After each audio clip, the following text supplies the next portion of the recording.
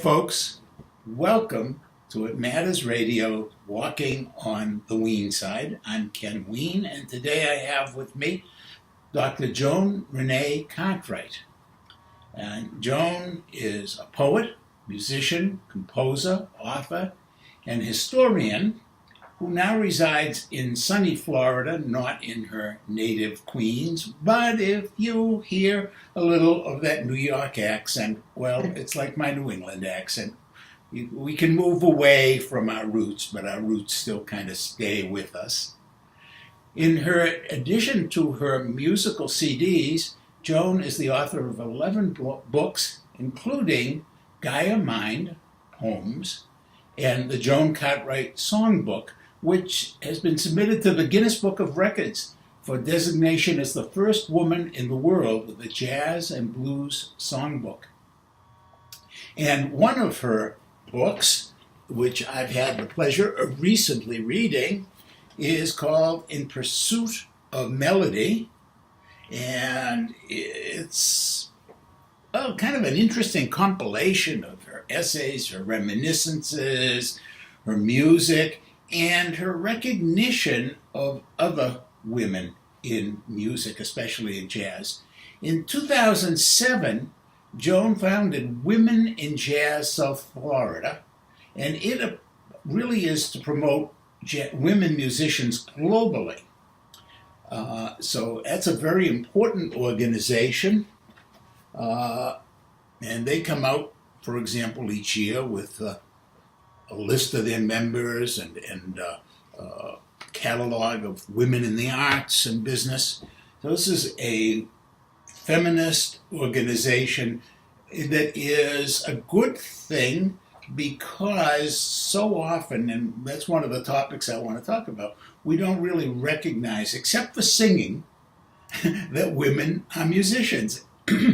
And I want to talk about that in one sec, but before I have two things I want to share. One, Joan has a doctorate in business administration and marketing, and she's also teaches speech communication. So she is a formidable woman with many, many accomplishments, including some very famous musical accomplishments. And we'll get into that too. But first, before all of that, the other thing I wanted to do was read one of Joan's poems. I am woman. I am mighty woman. Earth is my domain. For eons I have been here. The masters know my name. I am here to heal you, guiding you to joy, peace, my divine purpose, life, light, and love do I employ. That's quite a nice little poem, except there's one very strange point in here. Uh-huh. The masters know my name. Mm. And that Ascended masters. The ascended masters. I understood what you meant.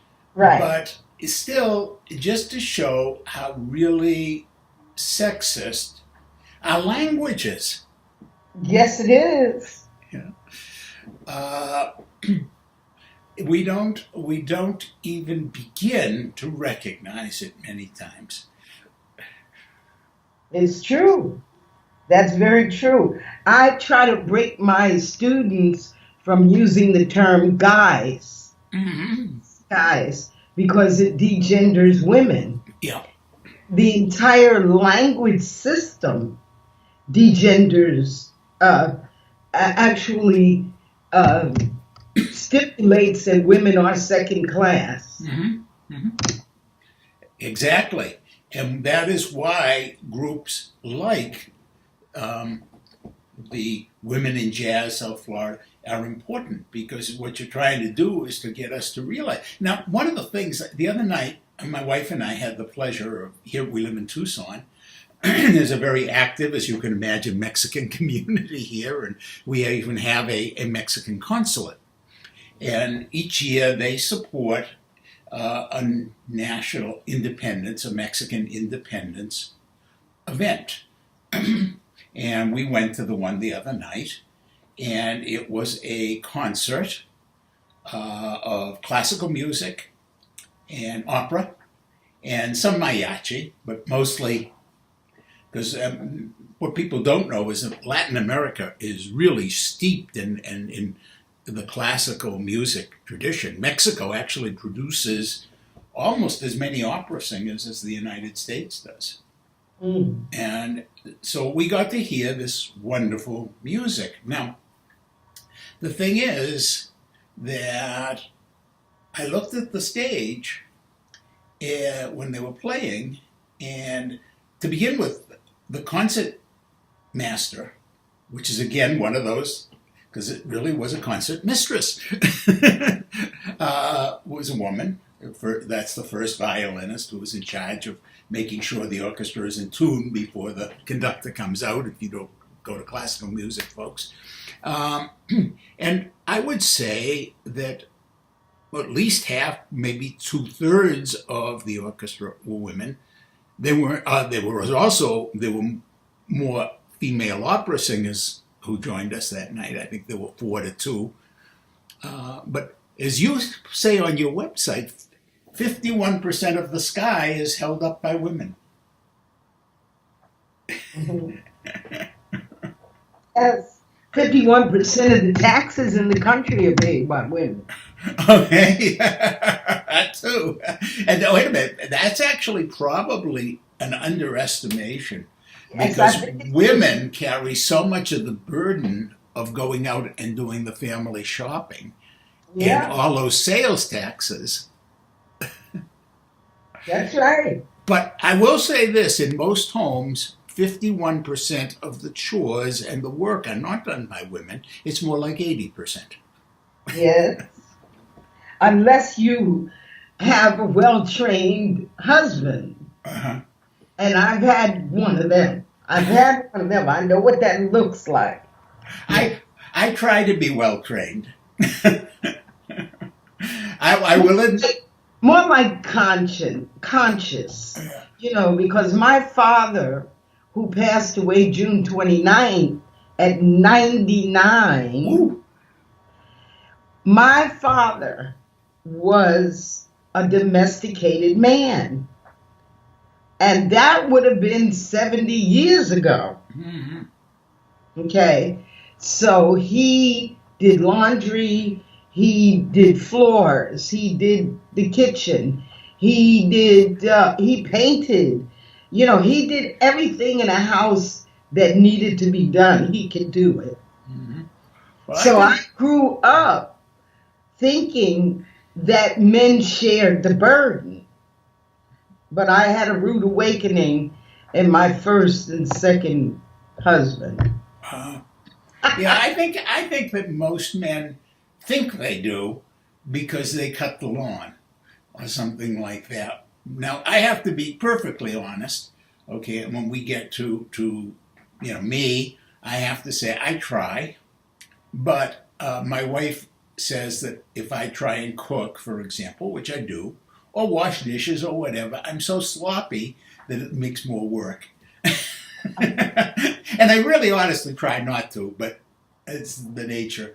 But I will tell you something interesting. When it came to things like painting or putting in a new flooring or something like that when we were younger and needed to do it ourselves, she carried most of that burden because I'm so uncoordinated. And she's really quite good at it. So I would function as gopher. I think all human beings have a skill. They bring something to the table. And it's not always the same thing. That's quite true. So you cannot judge. I think roles are unfair because all women cannot cook. No, some cannot. All women cannot keep a home clean. Mm-hmm. I happen to have a father and mother that can do both. That's So unusual. at an early age And I think that was why I was organized enough to be a musician. You know, That's an interesting statement there. Organized enough to be a musician. yes, you have to be disciplined. Music Yes. is a discipline. Yes, it is. And, the practice is one part of it, of course. Mhm. Study is another part. One of the things that you talk about in your book, In Pursuit of Melody. No, in pursuit of a melody. Oh, In Pursuit of a Melody, yes, I'm A sorry. melody.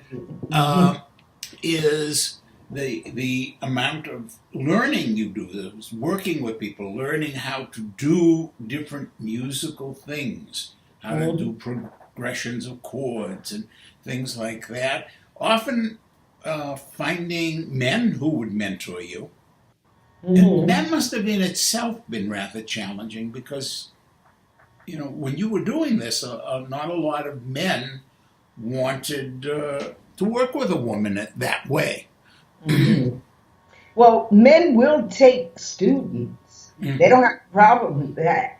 But along with my fabulously talented piano teacher, okay, Gerald Price, I also studied harp with a nun.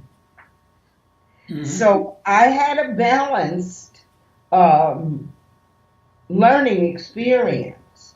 I also took solfeggio with a nun. I went to Catholic schools. And so I studied harp 2 years with a nun, and I studied voice for a semester with a nun. Now, the rest of my music teachers were male. We'll be right back to follow up on that. It was a beautiful night in Tunisia. She followed him back to his door. The hour was late when he seized her, but she hung around for more.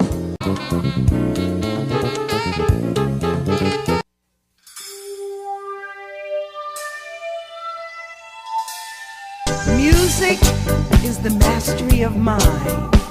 It keeps you in a place of being for moments at a time. Get caught up in its labyrinth, moving through 1,000 doors to one simple end. Love.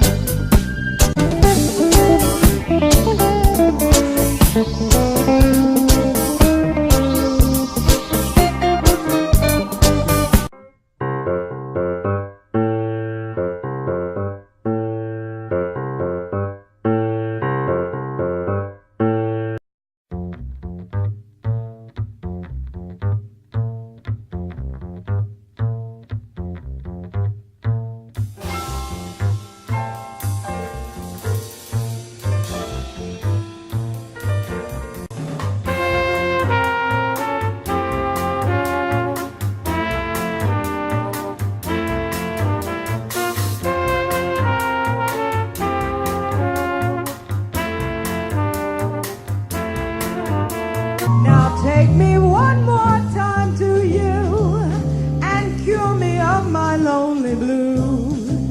Extract from me the fragrance of the essences of one more love. Deplete me of my energies. Caress my face, my hands, my knees. And after I am full of you, you never will know lonely blues.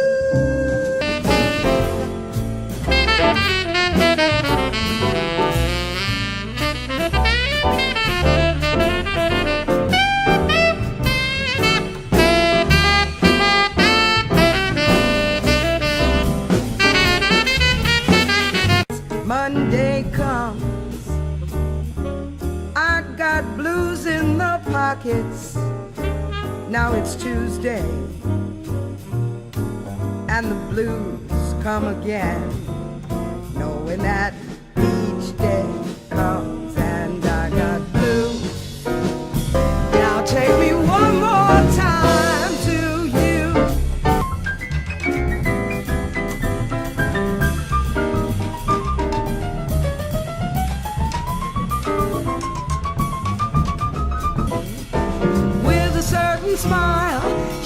make you feel so nice. Saying gently goodbye, sadness, still she'll break your heart. One note samba will never be the same.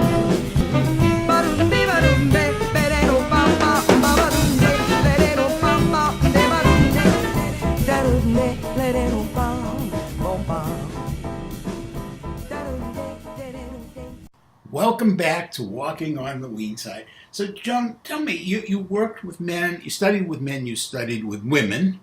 Mhm. Now, do you find that, and you've worked obviously with men and women, do you find that there is a difference in the way the two genders approach music? Yes, What is that? Could you talk about that? very much so. First of all, it's called the music business. And men are generally more business-like. There are 6 business skills that musicians need to learn. And women tend to lack these 6 skills: branding, marketing, teamwork, networking, negotiating, and accounting. Now, I understand 5 of those. I have to say, I'm surprised that you included teamworking in there because, of course, most of the literature on women in business suggests that ladies are better at teamworking and working together. Actually, they are not. They are becoming better because they're becoming conscious of the need to do teamwork. First of all, a band is a team. Very much. Generally, though, the leader, male or female, is the one that is getting the gigs. Mm-hmm. Very few of the band members will promote. They just want to come, set up, play, get paid, go home. That's Right. So the band leader, male or female, is responsible for promoting the gig, getting people there, getting the money, paying the musicians, doing 1099s at the end of the year, all of that. Mm-hmm. Also, a lot of leaders write grants because gigs don't pay the bills. Yeah. So grants give you extra money that you can pay your musicians and pay yourself. Very, very few musicians, male or female, know how to do a good grant proposal. All right? Mm-hmm. And the second side of that is so many of the states and municipalities and counties have cut their music budget. Oh, Lord, yes. All right? So whereas in the 80s and 90s, you were doing very well with grants. Mm-hmm. Come 2000, it was really bad. The last 15 years particularly have been almost impossible for artists. Mm-hmm. So teamwork is, if I have I have an 8-woman ensemble, all of them work together to get people to that theater, that concert hall. Right. Okay? But it generally does not happen. You mean with other bands? It doesn't. No, the women they don't go out there and promote. Yeah. Well, as an author, I'm always promoting. I mean, that's part of why Monica and I do this show, so people will know about us, so that then they'll follow up and read our books, as well as listening to your music and looking up your books. Marketing is an endless task. Like you understand? This is so important. This interview that you're doing and the one that Monica did last week is very important because you have a network that I can now plug into. Vice versa. You have a network that by you sharing the show with is helping get us known. And that's how It Matters Radio, and particularly Walking on the Wean side, get heard, get known. So it's marketing is a mutual effort by its very nature. Yes, it is. And as you point out, I think a lot of musicians who see themselves only as artists don't realize that they have to be part of that, the marketing and the promoting and the business end. I'm always looking for ways to promote not only myself but other people, and I guess you are too. Obviously, I mean, you're a founder of a group, specifically the goal of which is to help other women to become known and to coordinate and work together. I'm going to take a break here and talk about and do something else, because I want to read another one of your poems.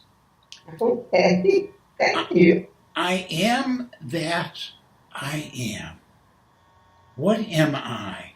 I am a human being. A human being what? Being whatever my mind can envision. What does your mind envision you being? My mind sees me being a mentor, a teacher, a guide to joy. My mind sees me bringing joy to and out of other human beings. Now that's a very nice poem. I love that goal. At what point did you start dreaming about becoming a musician and all these other things that you are?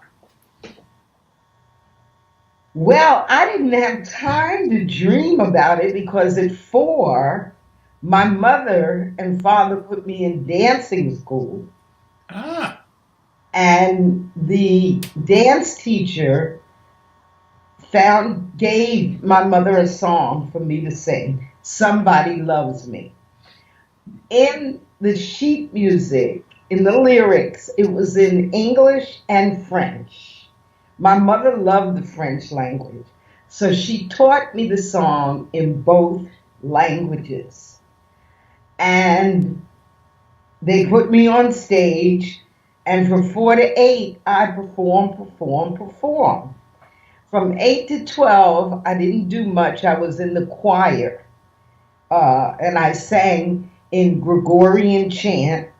Oh, what a wonderful experience. Yes. And I picked that up again in college many years later, 20 years later. Then in high school, I went into theater. I did theater. So I sang in My Fair Lady and Pajama Game and, the Bye Bye Birdie and those plays. All those great classic Broadway musicals. Yeah. So I never really connected with theater because I think theater has too many moving parts. By the time I was 27 and I had studied with my piano teacher for 1 year, I was ready to get on stage and start singing jazz. And so that's kind of how it progressed. So you didn't even dream. You just sort of took off right along and right down the runway. Yeah. But one of the first songs that I wrote is called Dreamin. But of course that was more about my life. It wasn't about being a musician, So Dreamin is recorded on my first CD, Feeling Good, which I recorded in Sicily in 1995 with my pianist Giovanni Mazzarino and his quartet. So you've written a lot of songs, some of which really haven't been identified so much with you because you wrote them and then other people kind of sang them. I don't know whether they bought the rights from you or just preempted it or what, but what are some of the songs that you've shared with the world that way, where other people have become known for them? I wrote a song called Lonely Blue, and a singer named Sandy Patton recorded it in I believe it was either Switzerland or Germany. I'm not positive, but it was somewhere in Europe that she recorded it. And it was a Dutch saxophone player. Uh-huh. She was singing with him, and she put that song on her CD. And then I recorded it later. My daughter is going to record that too. Oh. My daughter's a singer as well and a songwriter. She's in Atlanta. Then I wrote lyrics to a song by a trumpet player by the name of Kenny Durham. And the song is very well known. It's Blue Bossa. And so I discovered that several singers have recorded, did a video on YouTube of that song, Blue Bossa. But actually no one else, Freddie Hubbard, the trumpet player, recorded my instrumental song, Sweet Return, on Atlantic Records in 1983. However, very few of my songs have been recorded by other people. I recorded 11 of them. And how many have you written? Yeah, I've written over 60, and 41 are in the book. 41. In Pursuit of a Melody?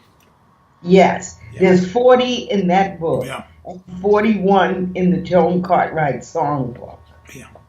Okay, let's just, I'm going to just end this segment by reading the lyrics to one. Then, bet you didn't think I knew that they were in here, huh? Rain threatens to fall. And this one was written it was copyrighted in 1980, right? Clouds hanging over my head, rain threatens to fall. Green, whispers the trees. Rain threatens to fall. Breezes brush my face. Rain threatens to fall. Rain threatens to fall. Birds prepare to retreat. Rain threatens to fall. Stillness in the street. Rain threatens to fall. The sunny glare is cut as rain threatens to fall. Mm-hmm. And I think that's a beautiful lyric, and I'd love to hear you sing it. But I'm not going to ask you to on the show. I know that would be totally unfair. But boy, I would love to hear it someday. Actually, that is a poem. That's a poem. Oh, yeah. I don't think I ever put music to that. Really? But they should be, especially in lieu of what's happening in North Carolina right now. Ooh, yeah. And we'll be right back. Say you're down, you want to cry. Let me give you good advice. Hold your head up and just tell the blues bye-bye. Hold your head up and say bye-bye to the blues. Say you lost your job, can't pay your rent because all your money's spent. Dry your eyes, yes, dry. Welcome back, folks, to Walking on the Weene Side. My guest today, Dr. Joan Cartwright, musician, teacher, and I guess in all fairness, entrepreneur band leader. Entrepreneur / band leader, or band leader / entrepreneur. Author. Now, you said that you've never said that poem that I just read to music, and I thought it was so obviously written to go to music. I was hearing music in my head.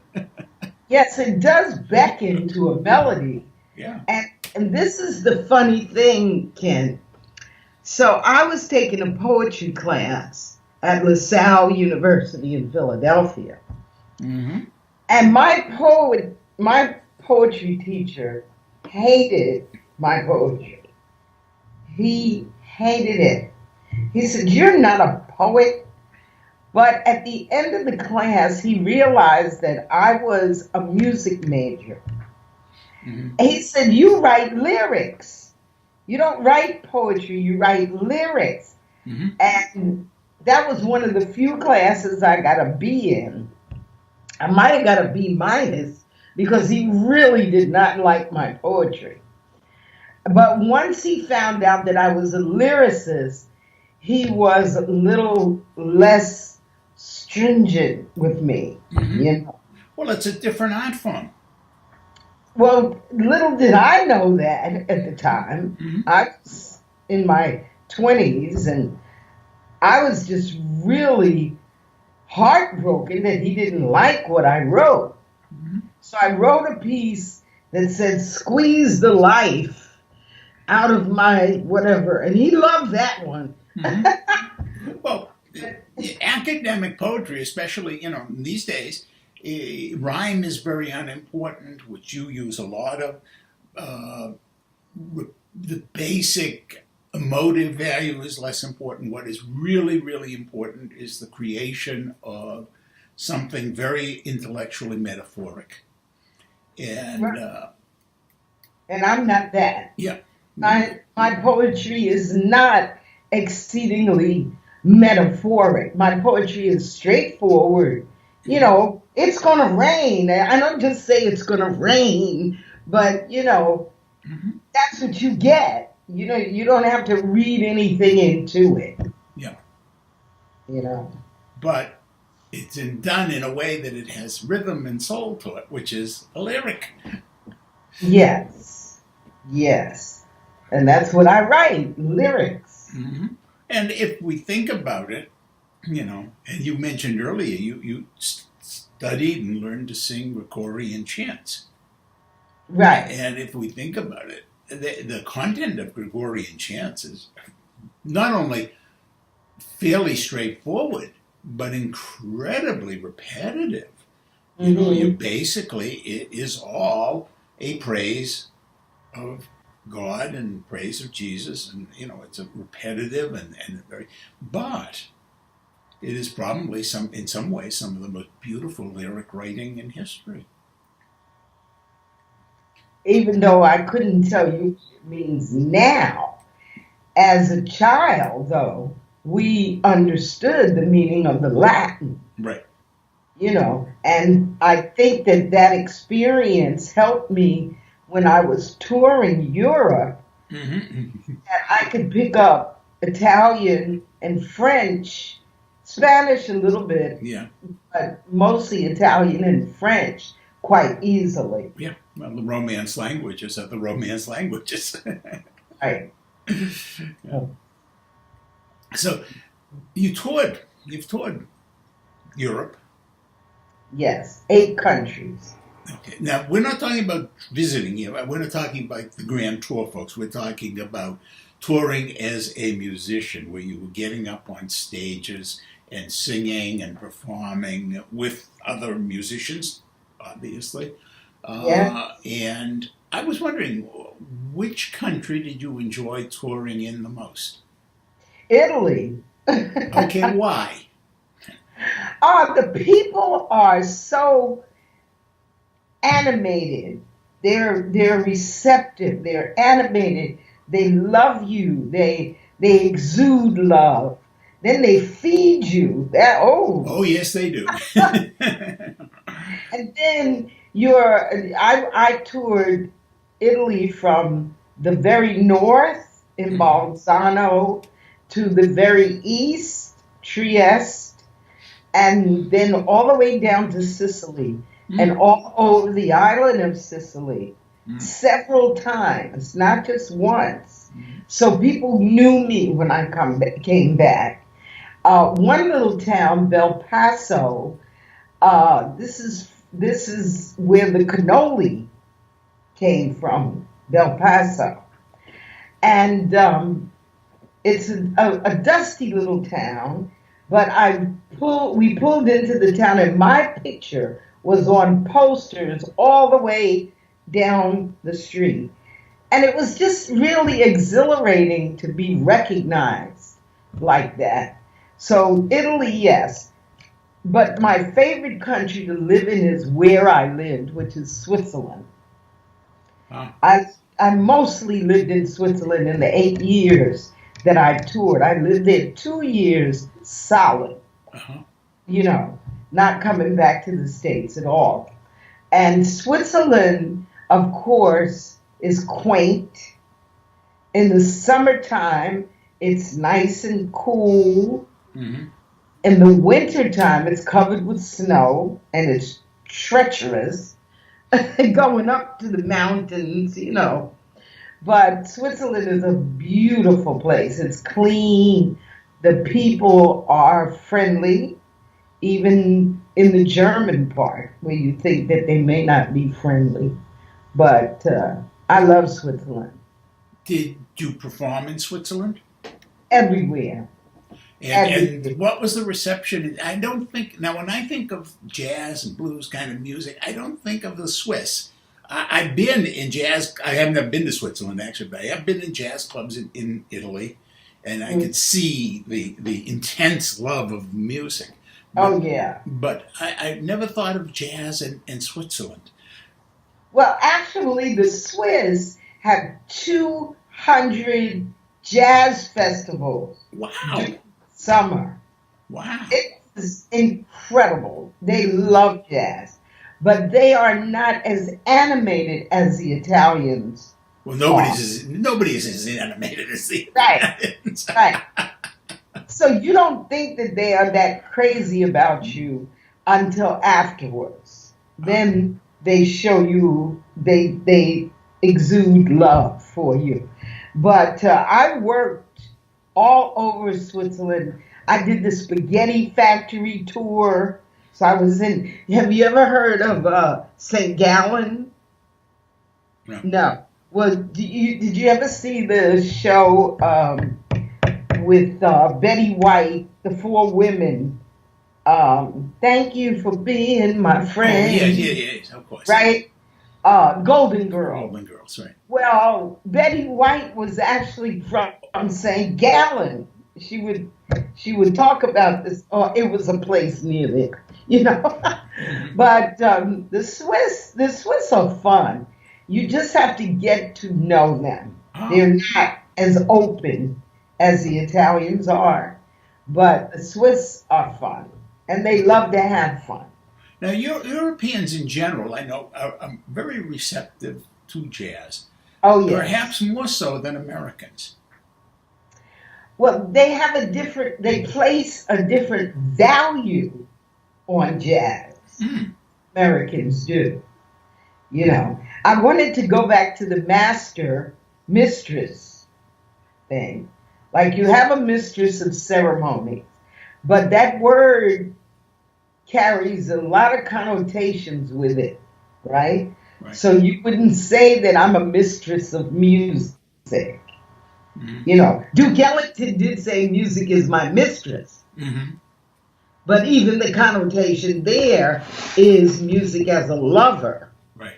You understand? Mm-hmm. So, you know, I've been called a taskmaster, especially by my students, you know, because I hold them to task, and I'm a master of the music.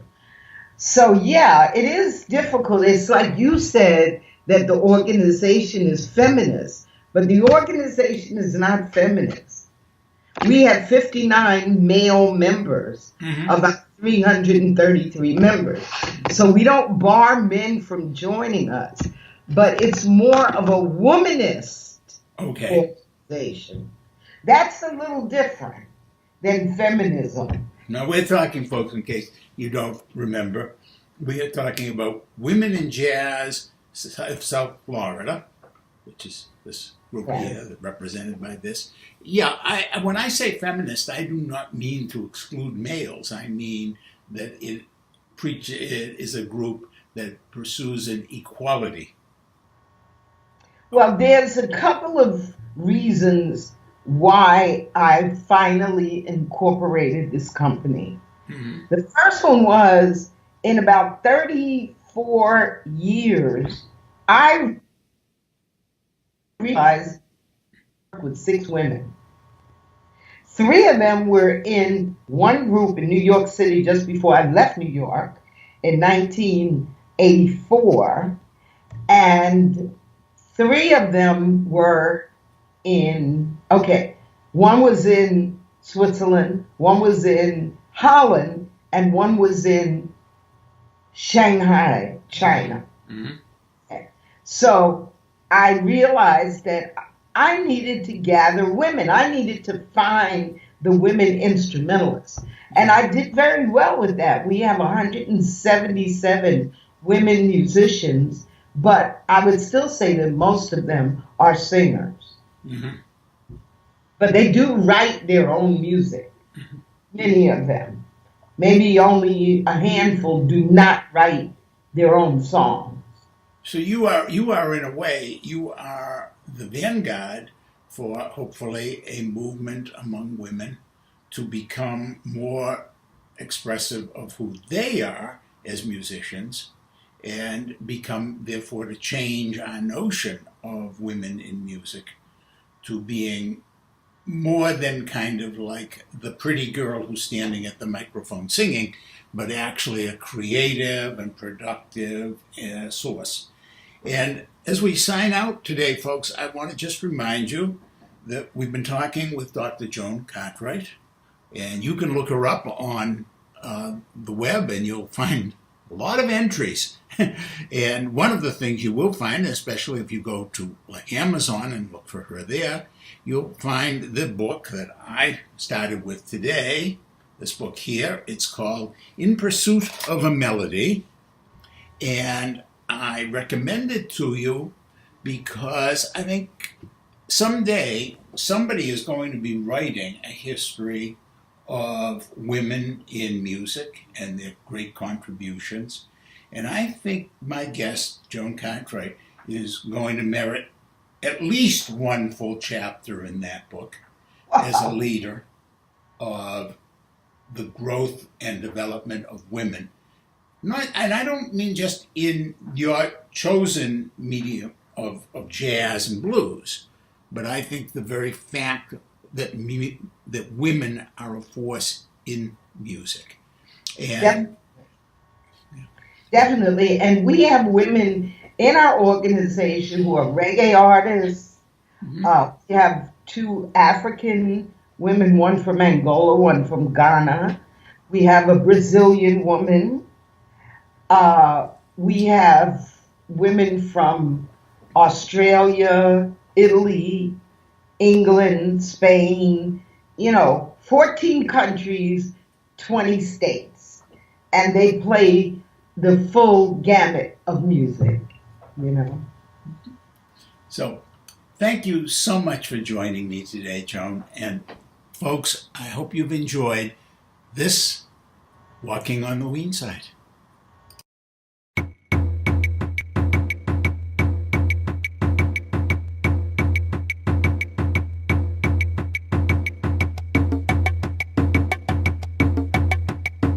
Years ago, I returned from Atlanta to Florida after having been in China for 5 months. And I saw a need to promote women musicians. There are a lot of singers out there to get promotion, but very few female instrumentalists. So I began collecting data on female instrumentalists. Now, let's rewind, because back in '97 I created a program called Women in Jazz that I took into the schools, and I gave them the history of the women that you see here, which is Ma Rainey, Alberta Hunter, Bessie Smith, Dinah Washington, Billie Holiday, Ella Fitzgerald. And I would teach the kids about these women using these big posters that I have that look like this. Sure. And we actually were at the African American Research Library in January of 2009 through a grant from the Friends. So many places have benefited from this project. So now, when you talk about success, if you're talking about, do I have $1 million in the bank? Sure. The answer is no. However, I have a rich body of work, from my books to my music to the programming to Women in Jazz South Florida, which is where I sit now.